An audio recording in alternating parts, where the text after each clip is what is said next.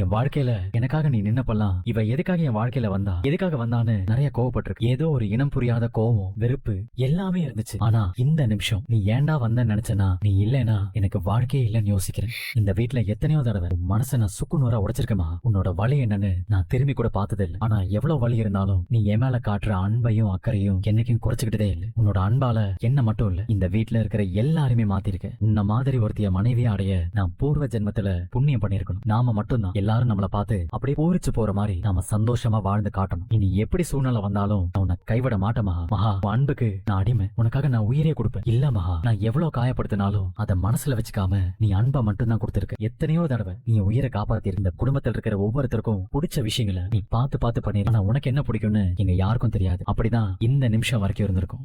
ஆனா இனி அப்படி இருக்க மாட்டேன் மகா. இனி உன் ஆயுசுக்கும் உனக்கு எந்த கஷ்டமும் கொடுக்காம உன்னை நான் நல்லா பாத்துப்பேன். ஐ லவ் யூ மகா. என்னாச்சு மகா? நான் பண்ண எதையும் நீ இன்னும் மறக்கலையா மகா? என்னாச்சு அமைதியா இருக்க? ஏதாவது சொல்லு மகா. ஏன் அமைதியா இருக்க? ஏதாவது சொல்லு. இதெல்லாம் உனக்கு பிடிக்கலையா? நீ இன்னும் என் மேல கோவமா தான் இருக்கியா மகா?